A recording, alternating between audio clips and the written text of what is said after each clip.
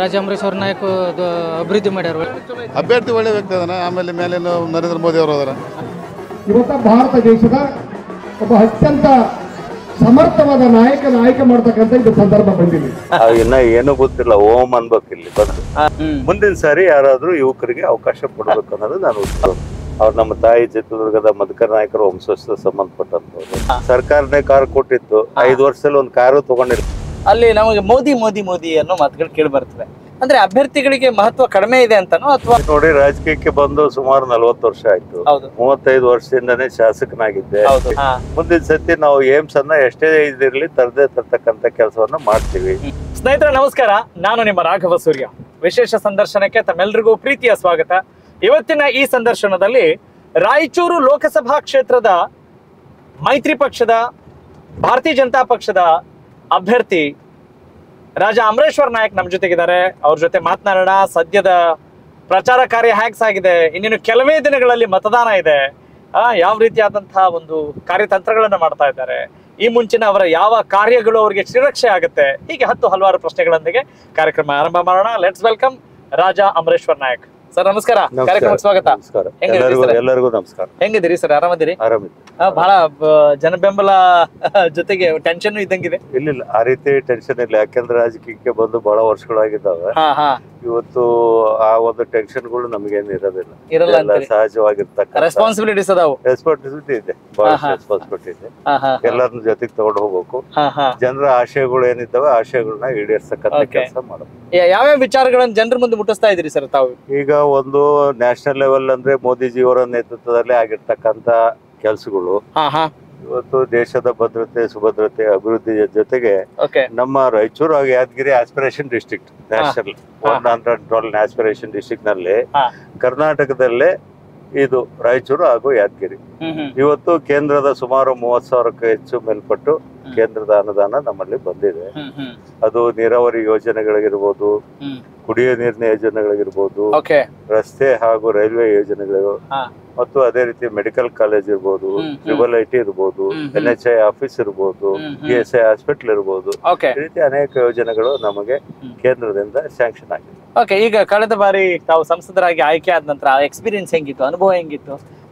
ಅಲ್ಲಿ ನಮಗೆ ಸಾಕಷ್ಟು ಕೆಲಸ ಮಾಡ್ತಕ್ಕಂತ ಉತ್ಸಾಹ ನಮ್ಮ ನಾಯಕರು ನೋಡಿ ನಾವು ಬೇಕಾಗ್ತದೆ. ನಮ್ಮ ಪ್ರಧಾನ ಮಂತ್ರಿಗಳು ಅವ್ರು ಮಾಡ್ತಕ್ಕಂತ ಕೆಲಸ ಬಿಡುವಿಲ್ಲದೆ ದೇಶದ ಜನರ ಪರವಾಗಿ ಕೆಲಸ ಮಾಡ್ತಿದ್ದಾರೆ. ಇಡೀ ದೇಶದ ಅಂದ್ರೆ ನನ್ನ ಕುಟುಂಬ ಅಂತ ಹೇಳಿ ಅವರು ಪೂರಾ ದೇಶ ಮೇರ ಪರಿವಾರ ಅಂತ, ಈ ಎಲ್ಲವೂ ಸಹ ನಾವು ಹತ್ತಿರದಿಂದ ಅವರನ್ನ ಕಂಡಾಗ ಹೆಚ್ಚಿನ ಸ್ಫೂರ್ತಿಯಿಂದ ನಮ್ಮ ಭಾಗಕ್ಕೆ ನಾವು ಏನಾದ್ರೂ ಕೆಲಸ ಮಾಡ್ಬೇಕು ಅಂತ ಹೇಳಿ ಅದೇ ರೀತಿ ಕೇಂದ್ರದ ಅನೇಕ ಅನುದಾನವನ್ನ ತರ್ತಕ್ಕಂಥದ್ದು ನಾವು ಮಾಡಿದ್ದೇವೆ. ಈಗ ಎಲ್ಲ ಭಾರತೀಯ ಜನತಾ ಪಕ್ಷದ ಅಭ್ಯರ್ಥಿಗಳ ಕ್ಷೇತ್ರವನ್ನ ನಾವು ಗಮನಿಸಿದಾಗ ಅಲ್ಲಿ ನಮಗೆ ಮೋದಿ ಮೋದಿ ಮೋದಿ ಅನ್ನೋ ಮಾತುಗಳು ಕೇಳಿ ಬರ್ತವೆ. ಅಂದ್ರೆ ಅಭ್ಯರ್ಥಿಗಳಿಗೆ ಮಹತ್ವ ಕಡಿಮೆ ಇದೆ ಅಂತಾನೋ ಅಥವಾ ಮೋದಿಯ ಪ್ಲಸ್ ಪಾಯಿಂಟ್ ಕೂಡ ಅಲ್ಲಿ ಇದೆ ಅಂತಾನೋ, ತಾವ್ ಹೆಂಗ್ ನೋಡ್ತೀರಿ? ಇಲ್ಲ, ಅಭ್ಯರ್ಥಿಗಳದ್ದು ಸಾಕಷ್ಟು ಅಲ್ಲಿ ಅಭಿವೃದ್ಧಿ ಪರವಾದಂತ ಕೆಲಸಗಳು ಮಾಡಬೇಕು. ನಾವ್ ಏನೇ ಇದ್ರು ನಮ್ ಸ್ಥಳೀಯವಾಗಿ ಮಾಡಿದಾಗ ನಮಗೆ ಅಲ್ಲಿ ಆದ್ಯತೆ ಹೆಚ್ಚಿಗಿರ್ತದೆ. ಮೋದಿಜಿ ಅವರು ನಮ್ಮ ನಾಯಕರು, ಅವರು ಹೆಚ್ಚಿನ ಬೂಸ್ಟ್ ಅಪ್ ಆಗ್ತದೆ. ಅವರ ನಾಯಕತ್ವಕ್ಕೆ ಇವತ್ತು ಎಲ್ಲರೂ ಒಪ್ತಾರೆ. ಅದು ನಮಗೆ ಹೆಚ್ಚಿನ ಶಕ್ತಿಯನ್ನ ಕೊಡ್ತದೆ. ಅದ್ರ ಜೊತೆಗೆ ನಾವು ಸಹ ನಾವು ಕೆಲಸ ಮಾಡ್ಬೇಕಾಗ್ತದೆ. ಅಭಿವೃದ್ಧಿ ಕೆಲಸವನ್ನ ಜನರು ನೋಡ್ತಾರೆ, ಕೇಂದ್ರದಿಂದ ಏನ್ ತಂದಿದ್ದಾರೆ, ಏನಿಲ್ಲ, ಯಾವ ರೀತಿ ಮಾಡಿದ್ದಾರೆ ಅಂತ ಹೇಳಿ. ಆ ರೀತಿ ನಾವು ಸಾಕಷ್ಟು ಯೋಜನೆಗಳನ್ನ ಕೇಂದ್ರದಿಂದ ತಂದಿದ್ವಿ, ಅದರ ಬೆಂಬಲ ಸಿಗ್ತಾ ಇದೆ. ನಿಜ ಸರ್, ಒಂದು ಅಭಿವೃದ್ಧಿ ಅಂತ ಹೇಳಿದ ತಕ್ಷಣ ಯಾವಾಗ್ಲೂ ಒಬ್ಬರೇ ಎಲ್ಲ ಮಾಡಕ್ ಆಗಲ್ಲ. ಟೀಮ್ ವರ್ಕ್ ಅನ್ನೋದು ಬೇಕಾಗತ್ತೆ, ಸಹಕಾರ ಬೇಕಾಗತ್ತೆ. I can understand. ಆದ್ರೆ ರಾಜಾ ಅಮರೇಶ್ವರ್ ನಾಯಕ್ ಅವ್ರ ಸ್ಪೆಷಾಲಿಟಿ ಏನು? ಜನರಿಗೆ ಈ ವಿಚಾರಕ್ಕೆ ನನ್ನನ್ನ ಇಲ್ಲಿ ಗೆಲ್ಲಿಸ್ಲೇಬೇಕು ಅಂತ ಹೇಳೋದಾದ್ರೆ what is the unique selling point ಅಂತೀರಿ? ನೋಡಿ, ರಾಜಕೀಯಕ್ಕೆ ಬಂದು ಸುಮಾರು 40 ವರ್ಷ ಆಯ್ತು. 35 ವರ್ಷದಿಂದನೇ ಶಾಸಕನಾಗಿದ್ದೆ. 91ರಲ್ಲಿ ಸಚಿವನಾಗಿದ್ದೆ. ಮತ್ತು ಆಮೇಲೆ ನಂದು ಸ್ವಂತ ಕ್ಷೇತ್ರ ಲಿಂಗ್ಸ್ಗೂರು. ನಂತರ ಪಕ್ಷದವರು ಕಲ್ಮಲ ಕ್ಷೇತ್ರಕ್ಕೆ ಕೊಟ್ರು, ಗ್ರಾಮೀಣ ರಾಯಚೂರು. ಅಲ್ಲಿನೂ ಶಾಸಕನಾದೆ, ಮಂತ್ರಿ ಆದೆ. ಏನಾಗಿದೆ, ನಾವು ಮಾಡಿದಂತ ಕೆಲ್ಸಗಳು ಉಳಿತಾವೆ. ನಮ್ಮ ಅಧಿಕಾರ ಆಗ್ಲಿ, ನಮ್ಮ ಪೀರಿಯಡ್ ಆಗ್ಲಿ ಮುಗಿತದೆ. ಆ ಕೆಲ್ಸಗಳನ್ನ ಜನ ಒಪ್ತಾರೆ. ಅದಕ್ಕೆ ನಾನು ಸಹ ಯಾವಾಗ್ಲೂ ಈಗ ನೋಡ್ರಿ, ಇದೆಲ್ಲ ಪೈಪ್ ಲೈನ್ ಯೋಜನೆ, ಕುಡಿಯ ನೀರಿನ ಯೋಜನೆ, ಜಲಧಾರೆ ಯೋಜನೆ, 2800 ಕೋಟಿಯಲ್ಲಿ ಡ್ಯಾಮ್ ಇಂದ ಇಡೀ ಜಿಲ್ಲೆಗೆ ಕೊಡ್ತಕ್ಕಂತ ಯೋಜನೆ. ಈಗ ಅಮರೇಶ್ವರ್ ಅವ್ರ ಅಂತ ಹೇಳಿದ್ರೆ ಹಿಂಗೆ ಅಂತ ಒಂದು ವಿಶೇಷ ಗುಣ ತಮಗೇನ್ ಅನ್ಸಿದೆ? ಈ ಕಾರಣ ನನ್ನಲ್ಲಿ ವಿಶೇಷತೆ ಇದೆ, ಅಥವಾ ಜನರ ಜೊತೆ ಬೆರೆಯೋದಿರ್ಬೋದು ಅಥವಾ ಭಾಷಣ ಇರ್ಬೋದು ಅಥವಾ ವಿಚಾರವನ್ನು ಮುಟ್ಟಿಸೋ ಸಂಗತಿ ಇರ್ಬೋದು, ಯಾವ್ದು ವಿಶೇಷ ಪಾಯಿಂಟ್ ಯಾವ್ದು ಅಂತೀರಿ ತಾವು? ಇದು ಸಾರ್ವಜನಿಕ ಜೀವನ, ಎಲ್ಲರ ಜೊತೆ ಕೋರ್ಡಿನೇಷನ್ ಮಾಡ್ಕೊಂಡು ಎಲ್ಲರ ಅನಿಸಿಕೆ ಏನಿದ್ದಾವೆ, ಯಾವ ಬಗ್ಗೆ ನಾವು ಹೆಚ್ಚಿನ ಒತ್ತು ಕೊಡ್ಬೇಕು ಮತ್ತು ಎಲ್ಲರನ್ನ ವಿಶ್ವಾಸಕ್ಕೆ ತಗೊಂಡು ಹೋಗ್ತಕ್ಕಂಥದ್ದು ಇದು ಮುಖ್ಯ ಆಗ್ತದೆ. ಇದು ಕಲೆಕ್ಟಿವ್ ರೆಸ್ಪಾನ್ಸಿಬಿಲಿಟಿ. ಆ ರೀತಿ ನಾವೆಲ್ಲ ಶಾಸಕರು, ಮಾಜಿ ಶಾಸಕರು, ಪಕ್ಷದ ಹಿರಿಯರು, ಅದೇ ರೀತಿ ಸಾರ್ವಜನಿಕರು, ಕೆಲವೊಂದು ಭಾಗದ ಮುಖಂಡರು, ಸಂಘ ಸಂಸ್ಥೆಗಳ ಮುಖಂಡರು, ಇವ್ರುಗಳು ಏನ್ ಹೇಳ್ತಾರೆ ಅದು ವಿಶ್ವಾಸಕ್ಕೆ ತಗೊಂಡು ಅವ್ರ ಜೊತೆ ಕಾಂಟ್ಯಾಕ್ಟ್ ಇಟ್ಕೊಂಡು ಮಾಡ್ಕೊಂಡು ಹೋದ್ರೆ ಜನ ನಮ್ಮನ್ನ ನಂಬ್ತಾರೆ. ಆ ನಂಬಿಕೆ ಉಳಿಸ್ಕೊಂಡು ನಾವು ಹೋಗೋದು. ನಿಜ, ನಾನು ಈಗ ಗಮನಿಸ್ತಾ ಇದ್ದೆ, ಚೆನ್ನಾಗಿ ಭಾಷಣ ಮಾಡ್ತಾ ಇದ್ರಿ, ವಿಚಾರಗಳನ್ನು ಮುಟ್ಟಿಸೋ ಪ್ರಯತ್ನ ಮಾಡ್ತಿದ್ರಿ. ಆದ್ರೂ ಆರಂಭದಲ್ಲಿ ನನ್ಗೆ ಟಿಕೆಟ್ ನನಗೆ ಬೇಕು ಅಂತ ಕೇಳಲ್ಲಪ್ಪ ಅನ್ನೋ ಮಾತು ಹೇಳಿದ್ರಿ ತಾವು. ಇಲ್ಲ, ನಮ್ಮ ಪಕ್ಷದಲ್ಲಿ ಏನಾಗ್ತದೆ ನಾನು ನೋಡಿದೀನಿ ಅಲ್ಲಿ, ನಮ್ಮ ಪಕ್ಷ ಬಹಳ ಶಿಸ್ತಿನ ಪಕ್ಷ. ಹೌದು. ಮತ್ತು ಏನ್ ಕೆಲಸ ಮಾಡಿರ್ತೀವಿ ಏನಿಲ್ಲ ಅದ್ರ ಮೇಲೆ ಅವರು ಇದು ಮಾಡ್ತಾರೆ. ಆ ನಿಟ್ಟಿನಲ್ಲಿ ಇವತ್ತು ನನಗೆ ಅದು ಭರವಸೆ ಇತ್ತು. ಪಕ್ಷ ನನಗೂ ಸಹ ಇದೊಂದ್ ಸರಿ ಆಗ್ಬೇಕನ್ನೋದಿತ್ತು. ಯಾಕಂದ್ರೆ ಕೆಲವೊಂದ್ ಕೆಲಸ ಆಗಿದ್ದಾವೆ, ಕೆಲವೊಂದು ಆಗ್ಬೇಕಾಗಿದ್ದಾವೆ. ಅವನ್ನ ಈ ಒಂದ್ 3.5-4 ವರ್ಷದಲ್ಲಿ ನಾವು ಮುಗಿಸ್ಬೇಕು. ಮುಂದಿನ ಸಾರಿ ಯಾರಾದ್ರೂ ಯುವಕರಿಗೆ ಅವಕಾಶ ಕೊಡ್ಬೇಕು ಅನ್ನೋದು ನಾನು ಉದ್ದೇಶ. ಅಂದ್ರೆ ಎಲ್ಲ ನಮಗೆ ಬೇಕು ಅನ್ನೋ ಭಾವನೆ ಇಲ್ಲ. ನಾನು ಆಗ್ಲೇ ತೀರ್ಮಾನನೂ ಮಾಡಿದ್ದೀನಿ. ಇವು ಕೆಲವೊಂದು ಕೆಲಸಗಳು ಮಾಡಬೇಕು, ಮೋದಿಜಿ ಅವ್ರ ಪೀರಿಯಡ್ನಲ್ಲೇ ಅದಾಗ್ಬೇಕು. ಆದ್ರೆ ಅದಕ್ಕೆ ಕೇಳಿದೆ, ಆರಂಭದಲ್ಲಿ ಆ ಉತ್ಸಾಹ ತಾವು ತೋರಿಸ್ಲಿಲ್ಲ ಅನ್ನೋ ಒಂದು ಆರೋಪ ಇತ್ತು. ಇಲ್ಲ, ಆ ರೀತಿ ಏನಿಲ್ಲ. ನನಗೆಲ್ಲ ಅದ್ರ ಬಗ್ಗೆ ಮಾಹಿತಿ ಇದೆ. ಇಲ್ಲಿರೋರಿಗೆ ಕೇಂದ್ರದ ಬಗ್ಗೆ, ಅಲ್ಲಿರ್ತಕ್ಕಂಥ ವಿಚಾರಗಳ ಬಗ್ಗೆ ಮಾಹಿತಿ ಕಡಿಮೆ ಇದೆ. ನಮಗೆ ಮಾಹಿತಿ ಇದೆ, ಅಲ್ಲಿ ಯಾವ ರೀತಿ ಇದೆ, ಏನ್ ಮಾಡಿದವರಿಗೆ ಅವಕಾಶ ಸಿಗ್ತವೆ ಅನ್ನೋದು. ಅವ್ರ ಕೆಲಸಗಳನ್ನ ನೋಡ್ತಾರೆ, ಜನರ ಸಂಪರ್ಕ ನೋಡ್ತಾರೆ, ಪಕ್ಷದ ಬಗ್ಗೆ ಇರ್ತಕ್ಕಂಥ ನಿಷ್ಠೆಯನ್ನ ನೋಡ್ತಾರೆ. ಅದನ್ನೆಲ್ಲ ನೋಡಿ ಇದು ಮಾಡ್ತಾರೆ. ಅಲ್ಲ, ತಮ್ಗೆ ಯಾವುದೇ ಅಲಿಗೇಷನ್ಸ್ ಕೂಡ ಇಲ್ಲ ಅಂತನಾ? ಇಲ್ಲ, ಆ ರೀತಿ ಏನಿಲ್ಲ. ನಮ್ಗೆ ಯಾವ್ದು ಇಷ್ಟು ವರ್ಷದ ನನ್ನ ರಾಜಕೀಯ ಜೀವನದಲ್ಲಿ ಆ ರೀತಿ ಏನಿಲ್ಲ. ನಾನು ಹೆಚ್ಚಾಗಿ ಯಾವುದೇ ಆಡಂಬರ ಜೀವನ ಮಾಡೋದಿಲ್ಲ. ಸರ್ಕಾರನೇ ಕಾರ್ ಕೊಟ್ಟಿತ್ತು. 5 ವರ್ಷದಲ್ಲಿ ಒಂದು ಕಾರು ತಗೊಂಡಿಲ್ಲ ನಾನು. ಹಳೆಯ 5 ವರ್ಷದಿಂದ ಚುನಾವಣೆ ಮಾಡಿದ್ದೆ, ಅದೇ ಚುನಾವಣೆ ಕಾರನ್ನೇ ಉಪಯೋಗ ಮಾಡ್ತೀನಿ. ಅದ್ರ ಬಹಳ ಸರಳ ವ್ಯಕ್ತಿ ಅಂತನಾ? ಹಾಗಂತಲ್ಲ, ಯಾವಾಗ್ಲೂ ನಾವ್ ಏನ್ ಮಾಡ್ಬೇಕು, ನಾವು ಮೋದಿಜಿ ಅವ್ರ ನೋಡಿ ಕಲಿಬೇಕು. ಅವ್ರು ಅಷ್ಟೆಲ್ಲ ಇದ್ರು ಅವ್ರು ಎಷ್ಟರ ಮಟ್ಟಿಗೆ ಯೋಗಿಯ ಒಂದು ಜೀವನವನ್ನು ನಡೆಸ್ತಾರೆ. ನಾವು ಅಷ್ಟಾಗ್ಲಿದ್ರು ಇದ್ದಿದ್ರಾಗ ನಮ್ ಕೈಲಾಗಿದ್ದನ್ನ ನಾವು ಸ್ವಲ್ಪ ಹೆಂಗ್ ಸರ್, ಈಗ ಜನರ ರೆಸ್ಪಾನ್ಸ್ ಸಿಕ್ಕಾಗ ಯಾವ ವಿಚಾರಗಳನ್ನ ಅವ್ರು ನಿಮ್ಮ ಹತ್ರ ಜಾಸ್ತಿ ಹೇಳ್ತಾರೆ? ಇಲ್ಲ, ಅವ್ರು ಆದಷ್ಟು ನಮ್ ಭಾಗಕ್ಕೆ ಅಭಿವೃದ್ಧಿ ಆಗ್ಬೇಕು. ತಾವೇ ನೋಡಿದ್ರಿ, ಈಗ ಬಂದು ಅವ್ರ ಒಂದು ಕಾಲೇಜ್ ಬೇಕು ಮಾಡ್ಕೊಡಿ ಅಂತ ಹೇಳಿದ್ರು. ಈಗ ನಾವು IIIT ಮಾಡಿದ್ವಿ, ಮೆಡಿಕಲ್ ಕಾಲೇಜ್ಗಳು ಮಾಡಿದ್ವಿ. ಮುಂದಿನ ಸತಿ ನಾವು ಏಮ್ಸ್ ಅನ್ನ ಎಷ್ಟೇ ಇದಿರ್ಲಿ ತರ್ತಕ್ಕಂಥ ಕೆಲಸವನ್ನ ಮಾಡ್ತೀವಿ. ಸ್ಥಳೀಯವಾಗಿ ಕೇಂದ್ರೀಯ ಶಾಲೆಗಳು ತಂದಿದ್ದೀವಿ. ಇನ್ನ ಹೆಚ್ಚೆಚ್ಚಿನ ರೀತಿಯಲ್ಲಿ ಕೇಂದ್ರೀಯ ಶಾಲೆಗಳನ್ನ ತರ್ತಕ್ಕಂಥ ಕೆಲಸ ನಾವು ಮಾಡ್ತೀವಿ. ಈಗ ಬಾಕಿ ಉಳಿದಿರೋ ಕೆಲಸ ಯಾವ್ದು ಅಂತೀರಿ ಸರ್ ನಿಮ್ಮ ಅವಧಿಯಲ್ಲಿ? ಇದೊಂದು ಪೂರ್ಣ ಮಾಡಕ್ ಆಗ್ಲಿಲ್ಲ? ಇಲ್ಲ, ಕೆಲಸಗಳು ಆನ್ಗೋಯಿಂಗ್ ಕೆಲಸಗಳು ಇದ್ದಾವೆ, ಅವನ್ ಕಂಪ್ಲೀಟ್ ಮಾಡಬೇಕು. ಕೆಲವು ಹೊಸ ಇವು ಇದ್ದಾವೆ, ಅವನ್ ಮಾಡಬೇಕು ಅಂತ. ಅಂದ್ರೆ ಇಲ್ಲಿ ರಾಯಚೂರು ಅಂತ ಹೇಳಿದಾಗ ಶಿಕ್ಷಣಕ್ಕಿರ್ಬೋದು, ಮಹಿಳಾ ಕಲ್ಯಾಣ ಇರ್ಬೋದು, ಉದ್ಯೋಗ ಸೃಷ್ಟಿಗಿರ್ಬೋದು, ಅದಕ್ಕೆ ಏನಾದ್ರು ಪ್ಲಾನ್ ಮಾಡ್ಕೊಂಡಿದ್ದೀರಾ ತಾವು? ಇಲ್ಲ, ಸಾಕಷ್ಟು ಏನಾಗಿದೆ ನಮ್ಮಲ್ಲಿ ಔದ್ಯೋಗಿಕ ಅಂತ ಹೇಳಿದ್ರೆ ನಮ್ದು ಕೃಷಿ ಪ್ರಧಾನವಾದಂತ ಜಿಲ್ಲೆಗಳು. ಕೃಷಿಗೆ ಮತ್ತು ಹಾರ್ಟಿಕಲ್ಚರ್ಗೆ ಹೆಚ್ಚು ಒತ್ತನ್ನ ಕೊಡ್ಬೇಕು. ಮಿಲೆಟ್ಸ್ ಸಹ ಹೆಚ್ಚಾಗಿ ನಮ್ಮಲ್ಲಿ ಬೆಳೀತಾರೆ. ಮಿಲೆಟ್ ಕನ್ಕ್ಲೇವ್ ಅಂತ ಏನಿತ್ತು ಅದನ್ನ ರಾಯಚೂರಿನಲ್ಲೇ ಪ್ರಾರಂಭ ಮಾಡಿದ್ರು. ನಮ್ಮ ಸನ್ಮಾನ್ಯ ವಿತ್ತ ಸಚಿವರಾದಂತ ಶ್ರೀಮತಿ ನಿರ್ಮಲಾ ಸೀತಾರಾಮ್ ಜಿ, ಅವತ್ತಿನ ಕೃಷಿ ಮಂತ್ರಿ, ಅವತ್ತಿನ ಮುಖ್ಯಮಂತ್ರಿಗಳು ಬಂದು ರಾಯಚೂರಿನಲ್ಲಿ ದೊಡ್ಡ ಕಾರ್ಯಕ್ರಮ ಮಾಡಿ ಮಿಲೆಟ್ಸ್ ಅಂತ ಹೇಳಿ ರಾಯಚೂರಿನಲ್ಲಿ, ಅದು ದೇಶದ ಕಾರ್ಯಕ್ರಮ ರಾಯಚೂರಿನಲ್ಲೇ ಮಾಡಿದ್ರು. ಓಕೆ ಸರ್, ಈಗ ಚುನಾವಣೆ ಅಂತ ಹೇಳಿದಾಗ ಸ್ಪರ್ಧೆ ಇದ್ದೇ ಇರುತ್ತೆ. ಅಪೋನೆಂಟ್ಗಳ ವಿರುದ್ಧ ಅವರಲ್ಲಿರೋ ವೈಫಲ್ಯಗಳನ್ನು ಹೇಳಬೇಕಾಗಿರುತ್ತೆ. ಈಗ ರಾಜ್ಯ ಸರ್ಕಾರ ಗ್ಯಾರಂಟಿ ಯೋಜನೆಗಳನ್ನ ಇಟ್ಕೊಂಡು MP ಎಲೆಕ್ಷನ್ ಮಾಡ್ತಾ ಇದೆ. ನೀವು ಕೂಡ ಗ್ಯಾರಂಟಿ ಯೋಜನೆಗಳನ್ನ ಇಟ್ಕೊಂಡೆ ಎಲೆಕ್ಷನ್ ಮಾಡ್ತಾ ಇದ್ದೀರಿ. ಅವರು ಗ್ಯಾರಂಟಿ ಯೋಜನೆಗಳು ತಂದಿದ್ದು ಅಸೆಂಬ್ಲಿನಲ್ಲಿ. ಅಸೆಂಬ್ಲಿ ಎಲೆಕ್ಷನ್ ಬೇರೆ ಆಗ್ತದೆ, ಹೌದು, ಕೇಂದ್ರದ ಯೋಜನೆಗಳು ಬೇರೆ ಆಗ್ತದೆ. ಅಸೆಂಬ್ಲಿಯಲ್ಲಿ ತಂದಿರ್ತಕ್ಕಂಥವು ಸಾಕಷ್ಟು ಗ್ಯಾರಂಟಿಗಳು ಲಾಂಗ್ ಲೈಫ್ ಇಲ್ಲ. ಅವು ಬಹಳ ಶಾರ್ಟ್ ಪೀರಿಯಡ್ ನ ಯೋಜನೆಗಳು. ಇವತ್ತು ಮೋದಿಜಿ ಅವ್ರು ಕೊಡ್ತಕ್ಕಂತ ಯೋಜನೆಗಳು ಲಾಂಗ್ ಲೈಫ್, ಶಾಶ್ವತವಾಗಿರ್ತಕ್ಕಂಥವು. ಈಗ ಒಂದು ಉಜ್ವಲ ಯೋಜನೆ, ಅದು ಆಯ್ತು, ಅವ್ರಿಗೆ ಅನುಕೂಲ ಆಗ್ತದೆ. ಅದೇ ರೀತಿ ಅನೇಕ ಸ್ತ್ರೀಯರ ಸ್ವಾವಲಂಬನೆ ಆಗ್ತಕ್ಕಂತ ಯೋಜನೆಗಳನ್ನ ಕೊಟ್ಟಿದ್ದಾರೆ. ಈಗ ಒಂದು ಹೊಸದಾಗಿ ಲಖಪತಿ ದೀದಿ ಅಂತ ಹೇಳಿ 1 ಲಕ್ಷ ಮಹಿಳೆಯರಿಗೆ ಕೊಟ್ರೆ ಅವ್ರ ಕುಟುಂಬ ನಿರ್ವಹಣೆ ಮಾಡ್ಲಿಕ್ಕೆ ಇದಾಗ್ತದೆ. ಬರೀ ನಾವು ಕಾಂಗ್ರೆಸ್ ಅವರು ಪ್ರಣಾಳಿಕೆ ಹೇಳ್ತಾ ಇದಾರಲ್ಲ ಸರ್? ಅಲ್ಲಲ್ಲ, ಈಗಂತೂ ಅವ್ರು ಕೊಟ್ಟಿರೋದು ಅಷ್ಟೇ ಇದೆ. ಮತ್ತು ಹೆಂಗಾಗ್ತದೆ, ಕಾಂಗ್ರೆಸ್ನವ್ರು ಹೇಳ್ತಾರಂದ್ರೆ 2 ಸತಿ 14 ಮತ್ತು 19 ನಾವು ವಿರೋಧ ಪಕ್ಷನೇ ಆಗಿಲ್ಲ. ಅದು ಅಧಿಕೃತ ವಿರೋಧ ಪಕ್ಷನೇ ಆಗ್ಲಾರ್ದು ಇನ್ನ 300 ತೆಗೆದುಕೊಳ್ತದ. ಅದಕ್ಕೆ ಸುಮ್ರಿ ಹೆಂಗಿದ್ರು ಬರಲ್ಲಪ್ಪ, ನಾವು ಏನಾನ ಹೇಳ್ಬೇಕಂತ ಏನೇನ ಹೇಳ್ಕೊಂತ ಹೊರಟಿದ್ದಾರೆ, ಜನರಿಗೂ ಗೊತ್ತದ. ಓಕೆ, ಈಗ ಜನರಿಗೆ ನೀವು ಗಮನಿಸಿದ್ರೆ MLA ಎಲೆಕ್ಷನ್ಸ್ MP ಎಲೆಕ್ಷನ್ಸ್ ತುಂಬಾ ಡಿಫ್ರೆಂಟ್ ಆಗಿ ನೋಡ್ತಾರೆ ಅಂತ ಅನ್ಸುತ್ತೆ ತಮ್ಗೆ? ನಿಜವಾಗ್ಲು ಜನ ಬಹಳ ಬುದ್ಧಿವಂತರಿದ್ದಾರೆ. ಮೀಡಿಯಾ ಫಾಸ್ಟ್ ಇದೆ ಇವತ್ತು ನಾಳೆ. ದೇಶದಲ್ಲಿ ಏನಾಗ್ತಿದೆ, ರಾಜ್ಯದಲ್ಲಿ ಏನಾಗ್ತಿದೆ, ಅಂತಾರಾಷ್ಟ್ರೀಯ ಮಟ್ಟದಲ್ಲಿ ಏನಾಗ್ತಿದಾವೆ, ಜಗತ್ತಿನಲ್ಲಿ ಏನಾಗ್ತಿದೆ ಅನ್ನೋದು ಜನ ಬಹಳ ಅರಿವಿಟ್ಟಿದ್ದಾರೆ. ಇವತ್ತು ಪಾಕಿಸ್ತಾನದಲ್ಲಿ ಏನಾಗ್ತಿದೆ, ನೇಪಾಳದಲ್ಲಿ ಏನಿದೆ, ಶ್ರೀಲಂಕಾದಲ್ಲಿ ಏನಿದೆ, ನಮ್ಮ ಪಕ್ಕದ ದೇಶಗಳಾದಂತ ಬಾಂಗ್ಲಾ, ಅಲ್ಲಿ ಪರಿಸ್ಥಿತಿ ಇಲ್ಲಿ ಪರಿಸ್ಥಿತಿ ನೋಡಿದಾಗ ಜನರೇ ಹೇಳ್ತಾರೆ ದೇಶದಲ್ಲಿ ಇವತ್ತು ಮೋದಿಜಿ ಅವರ ನೇತೃತ್ವದ ಸರ್ಕಾರದ ಅಗತ್ಯ ಇದೆ ಅಂತ ಹೇಳಿ. ಈಗ ನೋಡಿ, ಬರ ಪರಿಹಾರ ಅಂತ ಬಂದಾಗ, ತೆರಿಗೆ ಅಂತ ವಿಚಾರ ಅಂತ ಬಂದಾಗ ಸೆಂಟ್ರಲ್ ಗವರ್ಮೆಂಟ್ ತುಂಬಾ ಆರೋಪಗಳನ್ನು ಎದುರಿಸ್ತು. ಈ ಆರೋಪವನ್ನ ಈ ಚುನಾವಣೆಯಲ್ಲಿ ತಾವು ಹೇಗೆ ಫೇಸ್ ಮಾಡ್ತೀರಿ? ನೋಡಿ, ಅದೆಲ್ಲವೂ ಕೆಲವೊಂದು ಅಪದಾನಗಳಷ್ಟೇ. ಸಾಕಷ್ಟು ಏನು ಹಿಂದಿನ ಮನಮೋಹನ್ ಸಿಂಗ್ ಜಿ ಪೀರಿಯಡ್ಗೂ ನಮ್ಮ ಮೋದಿಜಿ ಅವ್ರ ಪೀರಿಯಡ್ಗೂ ಹೋಲಿಸಿದಾಗ ಸಾಕಷ್ಟು ಹಣಕಾಸಿನ ನೆರವು ಸಿಕ್ಕಿದೆ. ಜೊತೆಗೆ ಯೋಜನೆಗಳಿರ್ಬೋದು, ರೈಲ್ವೆ ಯೋಜನೆಗಳು ಅವಾಗ ಸಾಮಾನ್ಯವಾಗಿ ಬಹಳ ಕಡಿಮೆ ಹಣ ಕೊಡ್ತಿದ್ರು. 800-900 ಕೋಟಿ ಕೊಡ್ತಿದ್ರು. ಇವತ್ತು ನಮಗೆ 8,000, 9,000, 10,000ವರೆಗೂ ಯೋಜನೆಗಳಿಗೆ ದುಡ್ಡು ಕೊಡ್ತಾ ಇದ್ದಾರೆ. ಹೈವೇಗಳು ಆಗ್ತಿದ್ದಾವೆ. NHAI ಆಫೀಸೇ ನಮ್ಮಲ್ಲಿ ಆಗಿದೆ. ಇವತ್ತು ಸ್ಟೇಟ್ ಆಫೀಸ್ ಇಲ್ಲ ನಮ್ಮಲ್ಲಿ. ರಾಯಚೂರು, ಯಾದಗಿರಿ, ಕೊಪ್ಪಳ ನಡುವೆ ಒಂದು ಸ್ಟೇಟ್ ಆಫೀಸ್ ಇಲ್ಲ ನ್ಯಾಷನಲ್ ಹೈವೇದು. ಆದ್ರೆ ನಮ್ಮ ರಾಯಚೂರಿನಲ್ಲೇ national highway authority of India office ಇದೆ. ಇದರಿಂದ ತ್ವರಿತಗತಿಯಾಗ್ಲಿ ಕೆಲ್ಸಗಳು ಆಗ್ತಾವ. ಸರ್, ಈಗ 100ಕ್ಕೆ ಬರೀ 13 ರೂಪಾಯಿ ಅಷ್ಟೇ ಸಿಗ್ತಾ ಇರೋದು ರಾಜ್ಯ ಸರ್ಕಾರಕ್ಕೆ, ರಾಜ್ಯಕ್ಕೆ ಸೆಂಟ್ರಲ್ ಗವರ್ಮೆಂಟ್ ಇಂದ ಅಂತ ಇದೆ. ಅದು ಸುಳ್ಳು ಅಂತೀರಾ? ಇಲ್ಲ, ಅದು ಅವರವರ ಕಲ್ಪನೆಗಳು. ಕೆಲವೊಂದು ಅವ್ರ ಗಮನಕ್ಕೆ ಬಂದಿರೋದಿಲ್ಲ. ಅವರವ್ರ ಕಲ್ಪನೆಗಳು. ಇವತ್ತು ಸಾಕಷ್ಟು ರಾಜ್ಯಗಳು ಸಬಲ ಆದ್ರೆ ದೇಶ ಸಬಲ ಆಗ್ತದೆ. ಮೋದಿಜಿ ಅವರು ಮೋದಿಜಿ ಅವರು ಏನ್ ಹೇಳಿದ್ದಾರೆ, 11ನೇ ಸ್ಥಾನದಲ್ಲಿ ಇದ್ದು 5ನೇ ಸ್ಥಾನಕ್ಕೆ ತಂದಿದ್ವಿ ಅಂತ. 5ನೇ ಸ್ಥಾನಕ್ಕೆ ಬರ್ಬೇಕಾದ್ರೆ ದೇಶದ ಪ್ರತಿಯೊಬ್ಬ ಪ್ರಜೆ, ರಾಜ್ಯ ಎಲ್ಲವೂ ಅಭಿವೃದ್ಧಿ ಆದ್ರೆ ದೇಶ ಅಭಿವೃದ್ಧಿ ಆಗುತ್ತೆ. ಅಂದ್ರೆ ಜನಸಂಖ್ಯೆ ಕೂಡ ಜಾಸ್ತಿ ಇದೆ ನಮ್ಮಲ್ಲಿ, ಪರ್ ಕ್ಯಾಪಿಟಲ್ ಇನ್ಕಮ್ ಅಷ್ಟಿಲ್ವಲ್ಲ ಸರ್? ಇಲ್ಲ, ಇಂಪ್ರೂವ್ ಆಗ್ತಿದೆ. ಇದರಲ್ಲಿಯೂ ಸಹ ಇಂಪ್ರೂವ್, GDP ನಲ್ಲಿಯೂ ಸಹ ಇಂಪ್ರೂವ್ ಆಗಿದೆ. ಕೊರೋನಾ ಬಂದಿದ್ರಿಂದ 2 ವರ್ಷ ಇಡೀ ಜಗತ್ತೇ ತಲ್ಲಣಗೊಂಡಿತ್ತು. ದೊಡ್ಡ ದೊಡ್ಡ ರಾಷ್ಟ್ರಗಳೇ ಅದನ್ನ ನಿಭಾಯಿಸೋದ್ರಲ್ಲಿ ಬಹಳ ವಿಫಲರಾದ್ರು.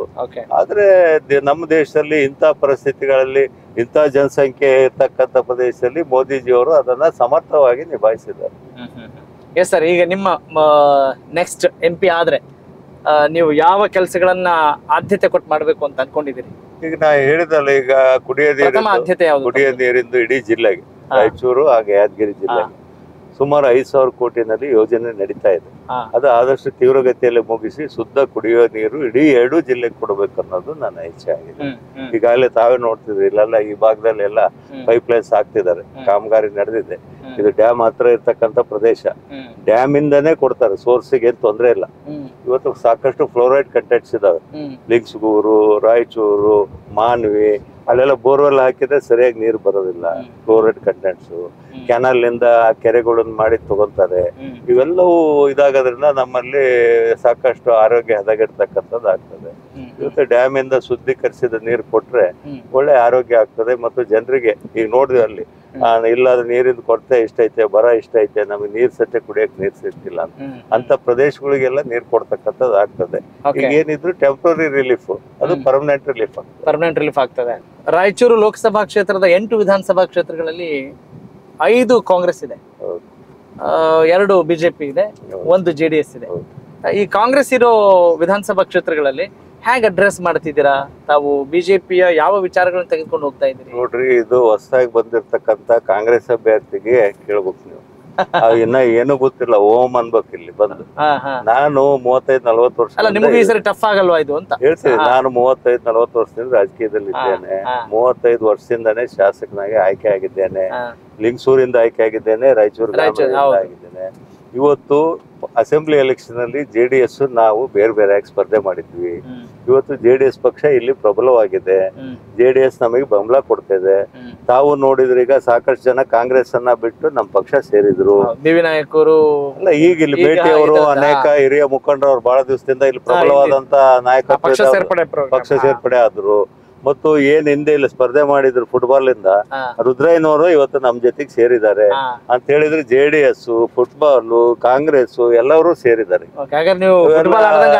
ಇವೆಲ್ಲ ಆಗಿರೋದ್ರಿಂದ ಹೆಚ್ಚಿನ ಬಹುಮತದಿಂದ ನಾವು ಗೆಲ್ತಾ ಹೋಗ್ತೀವಿ. ಸರಿ ಕಾಂಗ್ರೆಸ್ JDS ಒಂದಾಗಿ ಸ್ಪರ್ಧೆ ಮಾಡಿದಾಗ್ಲೇ ನಾವು 1,18,000 ಮಾರ್ಜಿನ್. ಇವಾಗ JDS ನಮ್ ಜೊತೆಗಿದೆ.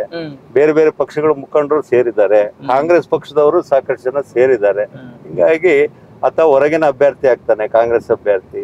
ಒಬ್ಬ ಅಧಿಕಾರಿಯಾಗಿದ್ದವನ್ನ ಈಗ ತಂದು ಸಡನ್ ಆಗಿ ಇಲ್ಲಿ ನಿಲ್ಸಿದ್ರೆ ಜನಗಳಿಗೆ ಗೊತ್ತಾದ ಅವ್ರಿಗೆ ಅಧಿಕಾರಿಯಾಗಿ ಕೆಲಸ ಮಾಡಿದ್ರೆ ಯಾವ ರೀತಿ ಇರ್ತದೆ, ಒಬ್ಬ ಜನಪ್ರತಿನಿಧಿ ಕೆಲಸ ಯಾವ ರೀತಿ ಇರ್ತದಂತ. ಅದಕ್ಕ ಇನ್ನ ಬಹಳಷ್ಟು ಜನ ಸೇರೋರಿದ್ದಾರೆ. ಹೀಗಾಗಿ ಹೊರಗ್ನವ್ರನ್ನ ನಮ್ ಜನ ಲೈಕ್ ಮಾಡಲ್ಲ. ನಾವ್ ಏನೇ ಇರ್ಲಿ ನಮ್ ಸ್ವಾಭಿಮಾನ ಕಾಡ್ತದೆ, ನಮ್ದು ನಮ್ಮ ಇದು ಅಂತ ಹೇಳಿ. ಆ ನಿಟ್ಟಿನಲ್ಲಿ ಈ ಸರಿ ಹೆಚ್ಚಿನ ಬಹುಮತದಿಂದ ಗೆಲ್ತೇವೆ, ಹೊರಗ್ನವ್ರನ್ನ ಹೊರ ಹಾಕ್ತಕ್ಕಂತ ಕೆಲಸ ಮಾಡ್ತೇವೆ. ಅಲ್ಲ, ಇದೇ ವಿಚಾರವನ್ನ ಬೇರೆ ಬೇರೆ ಕ್ಷೇತ್ರಗಳಲ್ಲೂ ಬಿಜೆಪಿ ಅವ್ರು ಹೇಳಿದ್ರೆ ಏನ್ ಮಾಡ್ತೀರಿ? ಯಾವ್ದನ್ನ? ಹೊರಗಿನವರು, ಬೇರೆ ಬೇರೆ ಹೊರಗಿನವರೆಲ್ಲ ಬಂದು ನಿಂತಿದ್ದಾರೆ. ನಮ್ದೇನಾದ್ ನಾವ್ ಹೇಳ್ತೀವಿ, ಅಲ್ಲಿ ಅವ್ರು ಹೇಳ್ಕೊಳ್ಳಿ. ಅಲ್ಲ, ಇಲ್ಲಿ ಬಿಜೆಪಿ ಅಂತ ಬರಲ್ಲ. ಹೌದು, ನಮ್ಮ ಕ್ಷೇತ್ರ ನಾವ್ ಹೇಳೋಣ. ಇನ್ನೊಂದ್ ತಗೊಂಡ್ರೆ ಅಲ್ಲಿ ಅವ್ರ ಪರಿಸ್ಥಿತಿಗೆ ಅವ್ರ ಸಂಬಂಧ ಬೀಳ್ತದೆ. ಅದನ್ನೆಲ್ಲ ಅದನ್ನ ನಾನ್ ಚರ್ಚೆ ಮಾಡ್ತಿಲ್ಲ. ನಾನ್ ನಮ್ಮ ರಾಯಚೂರು ಮತಕ್ಷೇತ್ರದ ಇಲ್ಲಿ ಸ್ಥಳೀಯರು ಹಿಂಗ್ ನೋಡ್ತಿದ್ದಾರೆ. ಯಾಕಂದ್ರೆ ಹಿಂದೆ ನಿಂತಿದ್ರು ಗೋರ್ಪಡೆ ಅವರು, ಬಳ್ಳಾರಿ ಅವರು, ಗೆದ್ದ ಮೇಲೆ ಬರ್ಲೇ ಇಲ್ಲ. ಅದಕ್ಕೆ ಹೇಳ್ತಿದ್ದೀನಿ. ಓಕೆ. ಅಲ್ಲ, ಎಲ್ರಿಗೂ ಮೊದಲ ಚುನಾವಣೆ ಹೊಸ ಚುನಾವಣೆ. ತಾವು ಕೂಡ ಮೊದಲನೇ ಚುನಾವಣೆಯಲ್ಲಿ ಹೊಸಬ್ರೆ ಆಗಿದ್ರಿ. ಆದ್ರೆ ನೀವು ಹೇಳ್ತಾ ಇದ್ರಿ ನಮ್ಮ ಮೊದಲಿಂದ ರಾಜಕೀಯ ಹಿನ್ನೆಲೆ ಇರ್ತಕ್ಕಂಥ ಮಂತಂದ ನಮಗೆ ಚುನಾವಣೆ ರಾಜಕೀಯ ಹೊಸದೇನಲ್ಲ, ಜನರ ನಡುವೆ ಇರ್ತಕ್ಕಂಥದ್ದಲ್ಲ. ನಮ್ಮ ಮಂತಂದ ಹಿನ್ನೆಲೆನೇ ಐತೆ. ಮೊದಲಿಂದ ಜನರ ಜೊತೆಗಿದ್ದು ನಾಯಕತ್ವನ ವಹಿಸೋದಕ್ಕೆ ನಾಯಕರಾಗಿದ್ದೀವಿ. ಸರ್, ಸಾಮಾನ್ಯವಾಗಿ ಎಷ್ಟೇ ಅಧಿಕಾರದಲ್ಲಿದ್ರು ಕೂಡ ಮತ್ತೆ ನಾವು ಸೇವೆ ಮಾಡಬೇಕು, ಅವಕಾಶ ಸಿಗ್ಲಿ ಅನ್ನೋ ಬಯಕೆ ಇರುತ್ತೆ.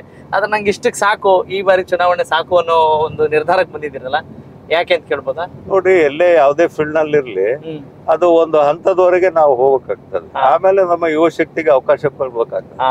ಆ ದೃಷ್ಟಿಯಲ್ಲಿ ನಾನು ಈ ಸರಿನೇ ಆ ತೀರ್ಮಾನ ಮಾಡ್ತಿದ್ದೆ. ಆದ್ರೆ ನಾನು ಕೆಲವೊಂದು ಕೇಂದ್ರದ ಯೋಜನೆಗಳಿದ್ದಾವೆ, ಜೊತೆ ಪಕ್ಷ ನಾನು ವಿಶ್ವಾಸ ಇಟ್ಟು ಮತ್ತೆ ಕೊಟ್ಟಿದ್ದೆ. ಆ ದೃಷ್ಟಿಯಿಂದ ನೆಕ್ಸ್ಟ್ ನಾನು ಈಗಲೇ ಹೇಳಿದ್ದೀನಿ, ನಾನು ಮುಂದಿನ ಅವಧಿಗೆ ಯಾರಾದ್ರೂ ಯುವಕರಿಗೆ ಅವಕಾಶ ಮಾಡಿಕೊಡ್ತೀನಿ. ಅಂದ್ರೆ ತಾವು ಯಾವ್ದೇ ಡಿಮ್ಯಾಂಡ್ ಮಾಡೋದಲ್ಲ, ಈಗ ಹೇಳಿದ್ದೀನಿ ನಾನು. Okay okay. ನೆಕ್ಸ್ಟ್ ಏನ್ ಮಾಡ್ಬೇಕು ಅಂತಿದ್ರಿ ಸರ್ ತಾವು? ಯಾವ್ದು?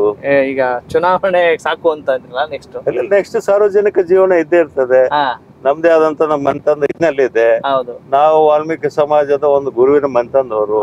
ಅಲ್ಲಿ ಸಮಾಜವನ್ನ, ಶಿಕ್ಷಣ ಮತ್ತು ಅವರ ವಿಚಾರಗಳು, ಸಮಾಜದ ಅಭಿವೃದ್ಧಿಗೆ ಕೆಲಸ ಮಾಡಬೇಕಾಗ್ತದೆ. ಒಟ್ಟಾರೆ ಇರೋವರೆಗೂ ನಾವು ಸಮಾಜದಲ್ಲಿ ಏನಾದ್ರೂ ಒಂದು ಕೆಲಸ ಮಾಡ್ಕೊಂಡು ಹೋಗ್ಬೇಕು. Yes sir. ಈಗ ಮೈತ್ರಿ ಅಂತ ಬಂದಾಗ ಏನ್ ಅನ್ಸುತ್ತೆ? ಈಗ ಮೈತ್ರಿ ಅನ್ನೋದಕ್ಕೆ ಎಷ್ಟು ನೈತಿಕತೆ, ಎಥಿಕ್ಸ್ ಇದೆ ರಾಜಕಾರಣದಲ್ಲಿ? ಎಲ್ಲಾ ಪಕ್ಷಗಳು ಎಲ್ಲಾರ ಜೊತೆಗೂ ಇರ್ತಾರಪ್ಪ ಅನ್ನೋ ಒಂದು ಮಾತಿದೆ. ತಾವ್ ಹೇಗ್ ನೋಡ್ತೀರಿ ಬೀಂಗ್ ಅ ಪೊಲಿಟಿಷಿಯನ್? ರಾಜಕೀಯ ನಿಂತ ನೀರಲ್ಲ, ರಾಜಕೀಯ ಹರಿಯೋ ನೀರು. ಬದಲಾವಣೆಗಳು ಆಗ್ತಾ ಇರ್ತಾವೆ ಆಯಾ ಸಂದರ್ಭಕ್ಕೆ ತಕ್ಕಂತೆ, ಆಯಾ ಇದಕ್ಕೆ ಸರ್. ಇಷ್ಟೇ ಒಬ್ಬರದೊಬ್ಬರು ವಿಶ್ವಾಸ ಮಾಡೋದು ಮುಖ್ಯ. ಇವತ್ತು ಮೋದಿಜಿಯವರ ನಾಯಕತ್ವದ ವಿಶ್ವಾಸ ಮಾಡಿ ಮಾಜಿ ಪ್ರಧಾನಮಂತ್ರಿಗಳಾದಂತ ಸನ್ಮಾನ್ಯ ದೇವೇಗೌಡರು ಇವತ್ತು ಫುಲ್ ಸಪೋರ್ಟ್ ಮಾಡಿದ್ದಾರೆ. ಅದ್ರ ಜೊತೆಗೆ ಚಂದ್ರಬಾಬು ನಾಯ್ಡು ಅವರು, ಟಿಡಿಪಿ, ನಮ್ಮ ಪಕ್ಕದ ರಾಜ್ಯದವರು, ಅದ್ರ ಜೊತೆ ಜನಶಕ್ತಿ, ಈ ರೀತಿಯಾಗಿ ಆಗಿರೋದ್ರಿಂದ ನಮ್ಮ ಭಾಗದಲ್ಲಿ ಹೆಚ್ಚಿನ ರೀತಿಯಲ್ಲಿ ಬಿಜೆಪಿಗೆ ಶಕ್ತಿ ಬಂದಿದೆ. ಓಕೆ. Yes sir. ಈಗ ರಾಜ್ಯದಲ್ಲಿ ರಾಜಾ ಅಮರೇಶ್ವರ್ ನಾಯಕ್ ಅವರಿಗೂ ಒಂದು ವರ್ಚಸ್ಸಿದೆ, ನಿಮ್ ಕ್ಷೇತ್ರದಲ್ಲಿ ಪಕ್ಷದ ಬೆಂಬಲ ಇದೆ, ಮೋದಿ ಅವರ ಹೆಸರು ಕೂಡ ಹೇಳ್ಕೊಳ್ತಿದ್ರಿ. ಇಂಥದ್ರಲ್ಲಿ JDS ನಿಂದ ಯಾವ ರೀತಿ ಸಪೋರ್ಟ್ ಆಗ್ತಿದೆ ಅಂತ ತಮಗ ಅನ್ಸುತ್ತೆ? JDS ನವರು ಬಹಳಷ್ಟು ಪ್ರಬಲವಾಗಿದೆ. ಇಲ್ಲಿ ಒಬ್ರು ಶಾಸಕರಿದ್ದಾರೆ, ಮಾಜಿ ಶಾಸಕರಿದ್ದಾರೆ, ಅನೇಕ ಕ್ಷೇತ್ರಗಳಲ್ಲಿ ಹೆಚ್ಚಿನ ಮತ ತೆಗೆದುಕೊಂಡವರು ಇದ್ದಾರೆ. ಸಂಪೂರ್ಣವಾಗಿ JDS ನವರು ಒಳ್ಳೆ ಹುರುಪಿನಿಂದ ಕೆಲಸವನ್ನ ಮಾಡ್ತಿದ್ದಾರೆ, ಸಹಕಾರ ಕೊಟ್ಟಿದ್ದಾರೆ. ಡಾಕ್ಟರ್ ಮಲ್ಕರೆಡ್ಡಿ ಅಂತ ಹಿರಿಯರು ನಮ್ಮ ಪಕ್ಷದಲ್ಲೇ ಇದ್ರು, JDS ಗೆ ಹೋದ್ರು. ಅವರೆಲ್ಲರೂ ಈಗ ಆಕ್ಟಿವ್ ಆಗಿ ಓಡಾಡ್ತಿದ್ದಾರೆ. ನಮ್ಮ JDS ನ ಶಾಸಕಿ ಶ್ರೀಮತಿ ಕರಿಯಮ್ಮ ಇರ್ಬೋದು, ಮಾಜಿ ಶಾಸಕರಾದಂತಹ ರಾಜ ವೆಂಕಟಪ್ಪ ನಾಯ್ಕ ಇರ್ಬೋದು, ಇನ್ನು ಅನೇಕರು ಇವತ್ತು ತಾವೇ ನೋಡಿದ್ರು ವೇದಿಕೆಯಲ್ಲಿ ಎಲ್ಲರೂ ಇದ್ವಿ ನಾವು. ಆ ರೀತಿ ಎಲ್ಲರೂ ಒಟ್ಟಾಗಿ ಕೆಲಸ ಮಾಡ್ತಾರೆ. ಅಂದ್ರೆ ಒಂದು ಒಗ್ಗಟ್ಟಿರೋದ್ರಿಂದ ನಮಗೆ ಬಲ ಬಂದಿದೆ ಅಂತ ಹೇಳ್ತೀರಿ. ಹೌದೌದು, ಹೆಚ್ಚಿನ ಬಲ. Yes sir. ಈಗ JDS ನಲ್ಲಿ ಆದಂತ ಕೆಲವೊಂದು ಬೆಳವಣಿಗೆಗಳು, ಅದು ಹಾಸನದ ವಿಚಾರಕ್ಕೆ ಸಂಬಂಧಪಟ್ಟ ಹಾಗೆ ಕಾಂಗ್ರೆಸ್ ಕೂಡ ತೀವ್ರ ಏನು ಪ್ರತಿಭಟನೆ ಮಾಡ್ತಾ ಇದೆ. ತಾವು ಇದಕ್ಕೆ ಹೇಗೆ ಸ್ಪಂದಿಸ್ತೀರಿ? ಇಲ್ಲ, ಈಗಾಗಲೇ ಅದನ್ನ ಬೇರೆ ಬೇರೆ ಇವರೆಲ್ಲರೂ ಹೇಳಿದ್ದಾರೆ. ಅದೊಂದು ವೈಯಕ್ತಿಕ ವಿಷಯ, ಯಾವುದೇ ಪಕ್ಷಕ್ಕೆ ಸಂಬಂಧಪಟ್ಟದಲ್ಲ ಅಂತ ಹೇಳಿ ಆ ಪಕ್ಷದ ವರಿಷ್ಠರು ಅದ್ರ ಬಗ್ಗೆ ತೀರ್ಮಾನ ತೆಗೆದುಕೊಳ್ತಾರೆ.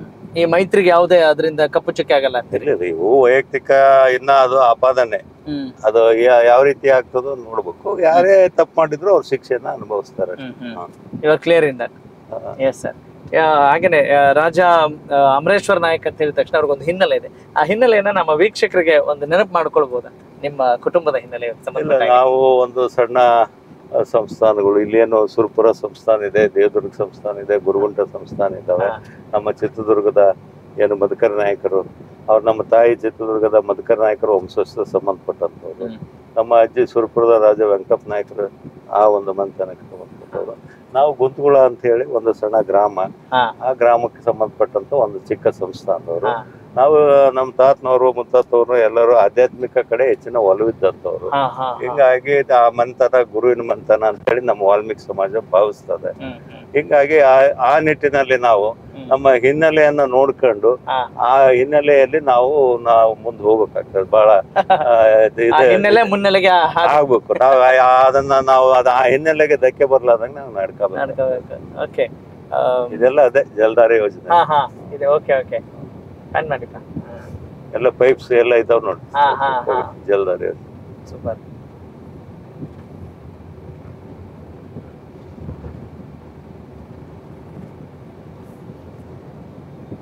ಸರ್, ತಮ್ಮ ಮುಂಚೆ ಏನ್ ಅನ್ಕೊಂಡಿದ್ರಿ, ಏನ್ ಆಗ್ಬೇಕು ಅಂತ ಅನ್ಕೊಂಡಿದ್ರಿ ತಮ್ಮ ಚಿಕ್ಕಂದಿನಲ್ಲಿ?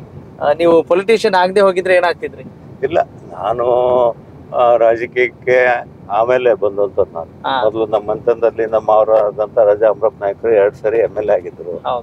ಅವ್ರು 3ನೇ ಸರಿ ಅವರು ಸರಿದ್ರು ಅವರು ಕೆಲವೊಂದು ಕಾರಣಗಳಿಂದ. ಅವಾಗ ನಾನು ಅಚಾನಕ್ ಆಗಿ ನಾನು ಹಟ್ಟಿ ಚಿನ್ನದಗಣಿಯಲ್ಲಿ ಅಧಿಕಾರಿಯಾಗಿದ್ದೆ. ಮತ್ತು ಆ ಸಂದರ್ಭದಲ್ಲಿ ಎಲ್ಲರ ಒತ್ತಾಯದ ಮೇರೆಗೆ ರಾಜಕೀಯಕ್ಕೆ ಬಂದೆ. ಅದಕ್ಕೂ ಮೊದಲು ಅವ್ರಿಗೆ ಸಪೋರ್ಟ್ ಮಾಡ್ಕೊಂಡು ಇರ್ತಿದ್ವಿ ನಾವು. ಹೀಗಾಗಿ ಅವಾಗ ನಮ್ಮ ಇಬ್ರು ಮಾವನವರು, ಲಿಂಗಸೂರಿನ ಶಾಸಕರು ರಾಜ ಅಮರಪ್ಪ ನಾಯ್ಕರು, ಸುರಪುರದ ಶಾಸಕರು ರಾಜ ಮದನ್ ಗೋಪಾಲ್ ನಾಯ್ಕರು, ಅವರೆಲ್ಲರ ಪ್ರೋತ್ಸಾಹ ಸಹಕಾರದಿಂದ ರಾಜಕೀಯಕ್ಕೆ ಬಂದೆ. ಅದರಲ್ಲಿ ಅನೇಕ ಹಿರಿಯರು, ನಮ್ಮ ಏನು ಗಂಗಾವತಿಯಲ್ಲಿ ಇರ್ತಕ್ಕಂಥ ಶ್ರೀಯುತ HG ರಾಮುಲು ಅವರು ಮತ್ತು ನಮ್ಮ ಇನ್ನ ಅನೇಕ ಹಿರಿಯರ, ಅಂದಿನ ಹಿರಿಯರ ನಮಗೆ ಸಹಕಾರ ಮಾಡಿದ್ರು, ಮಾರ್ಗದರ್ಶನ ಮಾಡಿದ್ರು. ರಾಜಕೀಯಕ್ಕೆ ಬರ್ಲಿಕ್ಕೆ ಬಹಳಷ್ಟು ಜನ ಹಿರಿಯರನ್ನ ನಾನು ನೆನೆಸ್ಕೊಳಕಾಗುತ್ತೆ. ಅವರೆಲ್ಲರ ಒಂದು ಸಹಕಾರದಿಂದ ರಾಜಕೀಯದಲ್ಲಿ ಬರ್ತಕ್ಕಂಥ. ನಿಮ್ಮ ರಾಜಕೀಯ ಜೀವನದಲ್ಲಿ ತುಂಬಾ ಸವಾಲುಗಳನ್ನ ಎದುರಿಸಿದಂತ ಅವಧಿ ಯಾವುದು? ಸಹಜವಾಗಿ ಇರ್ತಾವೆ. ಸಹಜವಾಗಿ ರಾಜಕೀಯದಲ್ಲಿ ಎದುರಿಸ್ತಕ್ಕಂಥದ್ದು ಇರ್ತದೆ.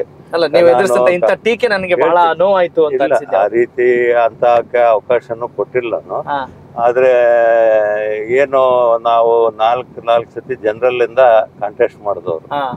ಲಿಂಗಸೂರಿಂದ ಆರಿಸಿ ಬಂದಿದ್ದೆ ಮತ್ತು ಕಲ್ಮಲದಿಂದ ಆರಿಸಿ ಬಂದಿದ್ದೆ. ರಾಯಚೂರಿನಲ್ಲಿ 4 ಸೀಟ್ ರಿಸರ್ವ್ ಅದು ಎಸ್ಟಿಗೆ. ಆದ್ರೆ ಅವತ್ತಿನ ಕಾಂಗ್ರೆಸ್ ಪಕ್ಷ ನನಗೆ ಟಿಕೆಟ್ ಕೊಡ್ಲಿಲ್ಲ. ಇದರಿಂದ ಏನಾಗ್ತದೆ, ಪಕ್ಷಕ್ಕೆ ತೊಂದರೆ ಆಗ್ತದೆ. ಅವಾಗ ನನಗೆ ಅನಿಸ್ತು, ಇದು ಈ ರೀತಿ ಏನು ಭೇದ ಭಾವ ಮಾಡ್ತಾರೆ, ಇದು ಒಳ್ಳೇದಲ್ಲ. ಯಾಕಂದ್ರೆ ಜನರಲ್ ಅಲ್ಲಿ ಗೆದ್ದವರು 2 ಸರಿ ಮಿನಿಸ್ಟರ್, ಚೀಫ್ ವಿಪ್ ಆದವರು, ಅದೆಲ್ಲ ಜನರಲ್ ನಲ್ಲಿ ಗೆದ್ದವ್ರು. 4 ಸೀಟ್ ಜನರಲ್ ರಿಸರ್ವ್ ಆದ್ರೂ ಕೊಡ್ಲಿಲ್ಲ ಅಂದ್ರೆ ಅದಕ್ಕೆ ಅವತ್ತು ಅಧಿಕಾರಕ್ಕೆ ಬರ್ಲಿಲ್ಲ ಅದು. ಈಗ ನೋಡಿ, ಯಾರೋ ಹೊರಗ್ನವ್ರಿಗೆ ತಂದು ಕೊಟ್ಟಿದ್ದಾರೆ. ಸ್ಥಳೀಯರಿಗೆ ಕೊಟ್ಟಿದ್ರೆ ಎಷ್ಟು ಪ್ರಭಾವ ಇರ್ತಿತ್ತು. ಹೊರಗೆ ಯಾರೋ ನಿನ್ನೆ ಮೊನ್ನೆ ರಿಟೈರ್ಡ್ ಆದವನು ಅಲ್ಲೆಲ್ಲ ಹೌದು ಎಲ್ಲ ಮಾಡಿ ಬಂದವನಿಗೆ ನಿಮಗೆಲ್ಲ ಅನುಕೂಲ ಆಯ್ತು ಅನ್ಸುತ್ತಾ? ಸಹಜವಾಗಿ ಅನುಕೂಲ ಆಯ್ತು ಇದು ಒಂದು ರೀತಿಯಿಂದ. ಎಸ್ ಸರ್, ಈಗ ನಿಮ್ಮ ಮೋದಿ ಅವರ ಯಾವ ಆದರ್ಶಗಳು ನಿಮ್ಗೆ ತುಂಬಾ ಇಷ್ಟ? ನೋಡ್ರಿ, ಮೋದಿಜಿ ಅವ್ರನ್ನ ಬಹಳ ಹತ್ರದಿಂದ ಕಂಡವ್ರಿಗೆ ಗೊತ್ತಾಗುತ್ತೆ. ಅಂತ ಪ್ರಧಾನಮಂತ್ರಿ ಆಗಿದ್ರು ಸಹ ಮೊನ್ನೆ ನಮ್ಗೆ ಹೊಸಪೇಟೆಯಲ್ಲಿ ಕರೆದು ಬೆಂತಟ್ಟಿ ನಮಗೆ ನಮ್ಮ ಧೈರ್ಯವನ್ನು ತುಂಬತಕ್ಕಂಥ, ಆತ್ಮಶಕ್ತಿ ತುಂಬತಕ್ಕಂಥ ಕೆಲಸವನ್ನು ಮಾಡಿದ್ರು ಅವರು. ವೈಯಕ್ತಿಕವಾಗಿಯೂ ಅದೇ ರೀತಿ ಇದ್ದಾರೆ, ಒಬ್ಬ ನಾಯಕನಾಗಿ ಅದೇ ರೀತಿ ಇದ್ದಾರೆ. ಎಲ್ಲರೂ ವಿಶ್ವಾಸ ಗಳಿಸ್ತಕ್ಕಂಥ ಕೆಲಸವನ್ನು ಅವ್ರು ಮಾಡ್ತಾರೆ. ಅದಕ್ಕೆ ಜಗತ್ತಿನಲ್ಲಿ ಇವತ್ತು ಅವ್ರನ್ನ ಮೋದಿ ಅನ್ನೋಂಥ ಇದು ನಿರ್ಮಾಣ ಆಗಿದೆ. ಅಷ್ಟೇ ಹಗಲು ಇರಲು ಶ್ರಮಜೀವಿ ಅವರು. ಶ್ರಮಜೀವಿ, ಒಬ್ಬ ಯೋಗಿ ಇದ್ದಂಗೆ. ಅಷ್ಟು ಆ ಮಟ್ಟದಲ್ಲಿ ಅವರಿದ್ದಾರೆ. ಅವರು ಅಂತಹ ಪ್ರಧಾನಿ ಸಿಗೋದು ಬಹಳ ಅಪರೂಪ. ಅಂತ ಪ್ರಧಾನಿ ಬರೆದಿದ್ದು ನಮ್ಮ ಪುಣ್ಯ ಅಂತ ಹೇಳಿ. ಎಲ್ಲೋ ಅನ್ಸಲ್ವ ಸರ್, ಭಾರತೀಯ ಜನತಾ ಪಕ್ಷ ಭಾವನಾತ್ಮಕ ವಿಚಾರಗಳ ಮೇಲೆ ರಾಜಕಾರಣವನ್ನ ಮಾಡ್ತಾ ಇದೆ, ಅಭಿವೃದ್ಧಿಗಳ ಬಗ್ಗೆ ಅಷ್ಟು ಮಾಡೋದ್ರ ಬಗ್ಗೆ ಜನರಿಗೆ ರೀಚ್ ಆಗಿಲ್ಲ, ಒಂದು ಧರ್ಮದ ನಶೆಯಲ್ಲೇ ರಾಜಕೀಯ ಮಾಡುತ್ತೆ ಅನ್ನೋ ಒಂದು ಆರೋಪ ಇದೆ. ಇದು ಬೇರೆ ಬೇರೆ ವಿರೋಧ ಪಕ್ಷಗಳು ಮಾಡ್ತಕ್ಕಂಥದ್ದು. ಇವತ್ತು ನೋಡಿ, ಮಹಿಳಾ ಮೀಸಲಾತಿ ಎಷ್ಟು ವರ್ಷಗಳು ಯಾಕೆ ಮಾಡ್ಲಿಲ್ಲ? ಇವತ್ತು ಮಹಿಳಾ ಮೀಸಲಾತಿ 33% ಮಾಡಿದ್ರು. ಮತ್ತು ಅವ್ರು ಏನ್ ಹೇಳ್ತಾರೆ, ಸಬ್ಕಾ ಸಾಥ್ ಸಬ್ಕಾ ವಿಕಾಸ್ ಸಬ್ಕಾ ವಿಶ್ವಾಸ್ ಸಬ್ಕಾ ಪ್ರಯಾಸ್ ಅಂತ. ಅಲ್ಲಿ ಯಾವತ್ತಿಗೂ ಏನ್ ಯೋಜನೆ ಕೊಡ್ತಿದ್ದಾರೆ, ಇವ್ರು ಹಿಂದೂ ಮುಸ್ಲಿಂ ಕ್ರಿಶ್ಚಿಯನ್ ಅಂತ ಕೊಡ್ತಿಲ್ಲ, ಈ ದೇಶದ ಪ್ರಜೆ ಅಂತ ಕೊಡ್ತಿದ್ದಾರೆ. ಅದನ್ನ ನಾವು ಜಾಸ್ತಿ ಹೇಳ್ಬೇಕು. ಅದನ್ನ ಬಿಟ್ಟು ವಿರೋಧ ಪಕ್ಷಗಳು ಏನ್ ಹೇಳ್ತಾರೆ, ಅವ್ರು ವಿರೋಧ ಪಕ್ಷಗಳ ಆಪಾದನೆ ಮಾಡ್ತಾರೆ. ಅವ್ರಿಗೆ ಬೇರೆ ಅಭಿವೃದ್ಧಿ ಪರವಾದಂತ ಆಪಾದನೆ ಮಾಡಕ್ ಇಲ್ಲೇ ಇಲ್ಲ ಮೋದಿಜಿ ಅವ್ರ ಬಗ್ಗೆ. ಮತ್ತೆ ಇಷ್ಟೆಲ್ಲ ಯಾಕೆ 11ನೇ ಸ್ಥಾನದಲ್ಲಿ 5ಕ್ಕೆ ಬಂದಿದೆ? ಯಾಕೆ ಬಂದಿದೆ 5ನೇ ಸ್ಥಾನಕ್ಕೆ? ಅಲ್ಲ ಅದಕ್ಕೂ ಉತ್ತರ ಕೊಡ್ತಾರೆ. ಅಂದ್ರೆ ಜನಸಂಖ್ಯೆ ಜಾಸ್ತಿ ಇದೆ, ಪರ್ ಕ್ಯಾಪಿಟಲ್ ಇನ್ಕಮ್ ಜಾಸ್ತಿ ಆಗಿಲ್ಲ ಅನ್ನೋ ಒಂದು ಉತ್ತರ ಕೊಡ್ತಾರೆ. ಆದ್ರೆ ಈ ಟಗಾಫರ್ ನಡೀತಾನೆ ಇರುತ್ತೆ. ಅಲ್ಲ ಈಗೆಲ್ಲಾ ಯೋಜನೆಗಳು ಎಲ್ಲರಿಗೂ ಸಿಗ್ತಾವೋ ಇಲ್ಲ? ಈಗ ಏನು ಗರೀಬ್ ಕಲ್ಯಾಣ ಯೋಜನೆ ಎಲ್ಲರಿಗೂ ಕೊಡ್ತಾರ 80 ಕೋಟಿ ಜನ. ಅದ್ರಲ್ಲಿ ಏನಾದ್ರು ಬೇರೆ ಬೇರೆ ಅಂತ ಗುರ್ತು ಮಾಡ್ತಾರ? ಇಲ್ಲ. ಉಜ್ವಲ ಗ್ಯಾಸ್ ಕೊಡ್ತಿದ್ದಾರೆ, ಉಜ್ವಲ ಗ್ಯಾಸ್ ಎಲ್ಲರಿಗೂ ಕೊಡ್ತಾರ, ಬೆನಿಫಿಟ್ಸ್ ಎಲ್ಲರಿಗೂ ಕೊಡ್ತಿದ್ದಾರೆ. ಈ ದೇಶದ ಪ್ರಜೆ ಅಭಿವೃದ್ಧಿ ಆಗ್ಲಿ ಅಂತ ಮಾಡ್ತಿದ್ದಾರೆ. ಆರೋಪ ಕೂರಲಿಲ್ಲ ಅಂತೀರಿ? ಆರೋಪ ಕೂರ್ಲಿಲ್ಲ. ಇನ್ನ ಸ್ವಲ್ಪ ದಿವಸ ಹೋದ್ರೆ ಎಲ್ಲರೂ ಸಪೋರ್ಟ್ ಮಾಡ್ತಾರೆ. ಎಲ್ಲರೂ ಅಭಿವೃದ್ಧಿಗೆ ಸಪೋರ್ಟ್ ಮಾಡೋದು. ಮೊದ್ಲು ನಾವು ಅಭಿವೃದ್ಧಿ ಆದ್ರೆ ಉಳಿದ ವಿಚಾರ. ಸರ್, ಈಗ ನಿಮ್ಮ ಪ್ರಕಾರ ರಾಜ್ಯದಲ್ಲಿ ಎಷ್ಟು ಸೀಟ್ಗಳನ್ನ ಭಾರತೀಯ ಜನತಾ ಪಕ್ಷ ತಂದಾಗಿಸ್ಕೊಳ್ಳುತ್ತೆ? ನಿಖರವಾಗಿ ಹೇಳಕ್ಕೆ ಅಂದಾಜು ನಿಮ್ಮ ಒಂದು ನಿರೀಕ್ಷೆ ಹೆಂಗಿದೆ? ಇವತ್ತು ಒಬ್ಬರೇ ಸ್ಪರ್ಧೆ ಮಾಡಿದಾಗ 25 ಸೀಟ್ ಬಂದಿದ್ದೀವಿ. ಇವತ್ತು JDS ಅಂತ ಪ್ರಬಲ ಪಕ್ಷ ನಮ್ಮ ಮಿತ್ರ ಪಕ್ಷವಾಗಿ ಪ್ರಬಲ ಪಕ್ಷ ಅಂತೀರಿ? ಪ್ರಬಲ, ರಾಜ್ಯದಲ್ಲಿ ಪ್ರಬಲವಾಗಿದೆ. ಅದ್ರಾಗ ಅವಳಿಲ್ಲ. ಆದ್ರಿಂದ ನಾವು ಹೆಚ್ಚಿನ ಸ್ಥಾನಗಳನ್ನ ಪಡಿತೀವಿ ಅಂತ ನಾನು ಹೇಳ್ತೇನೆ. ಅಂದಾಜು ನಂಬರ್ ಹೇಳ್ಬೋದಾ? ಇಲ್ಲ, ಎಕ್ಸಾಕ್ಟ್ ನಂಬರ್ ನಾವು ಹೇಳಕ್ಕಾಗಲ್ಲ. ಎಕ್ಸಾಕ್ಟ್ ನಂಬರ್ ಈಗ ನಿಮ್ಮ ಮತದಾರರಿಗೆ ಏನ್ ಹೇಳ್ತೀರಿ ಈ ಮೂಲಕ? ಅಲ್ಲ, ಈ ನಮ್ಮ ಮತದಾರರು ಎಲ್ಲರಿಗೂ ಸಹ ಹೆಚ್ಚಿನ ಬೆಂಬಲವನ್ನು ಕೊಡ್ತಿದ್ದಾರೆ. ಇದೇ ಉರುಪು ಜೋಶ್ನಲ್ಲಿ ಬಹು ಹೆಚ್ಚಿನ ಮತದಿಂದ, ಹೋದ್ಸರಿಗಿಂತ ಹೆಚ್ಚಿನ ಮತದಿಂದ ಆಸ್ತರಿಸಿ ನಿಮ್ಮ ಸೇವೆಯನ್ನ ನಾನು ಮಾಡ್ತೀನಿ ಅಂತ ಹೇಳಿ. Thank you so much sir. Thank you. ನಿಮ್ಗೆ ಒಳ್ಳೇದಾಗ್ಲಿ. ಓಕೆ, ಬಹಳ ರಾಜಾ ಅಮರೇಶ್ವರ್ ನಾಯಕ್ ಅವರು ವಿಶ್ವಾಸದಲ್ಲಿದ್ದಾರೆ. ಅವರ ಮಾತುಗಳನ್ನು ಗಮನಿಸಿದಾಗ ನಮಗೆ ನಾವು ಈ ಮುಂಚೆ ಮಾಡಿದ ಕೆಲಸ ಕಾರ್ಯಗಳೇ ನಮಗೆ ಶ್ರೀರಕ್ಷೆ. ಹಾಗೇನೆ ನರೇಂದ್ರ ಮೋದಿ ಅವರ ಬೆಂಬಲ ಜನರಿಗಿದೆ, ಅಭ್ಯರ್ಥಿಗಳಿಗಿದೆ. ಹೀಗಾಗಿ ಇಲ್ಲಿ ಗೆಲ್ಲೋದು ಬಹಳ ಸುಲಭ ಅನ್ನುವ ಒಂದು ಆತ್ಮವಿಶ್ವಾಸವನ್ನ ಅವರು ವ್ಯಕ್ತಪಡಿಸ್ತಾ ಇದ್ದಾರೆ. ಆದ್ರೆ ಕೊನೆಗೆ ನಿರ್ಧಾರ ತೆಗೆದುಕೊಳ್ಬೇಕಾದಂತವ್ರು ಯಾರು? ಎಸ್, ನೀವು ಅಂತ ಹೇಳ್ತಾ ಈ ಕಾರ್ಯಕ್ರಮ ಮುಗಿಸ್ತಾ ಇದ್ದೀನಿ. ನಾನು ನಿಮ್ಮ ರಾಘವ ಸೂರ್ಯ. ನಮಸ್ಕಾರ.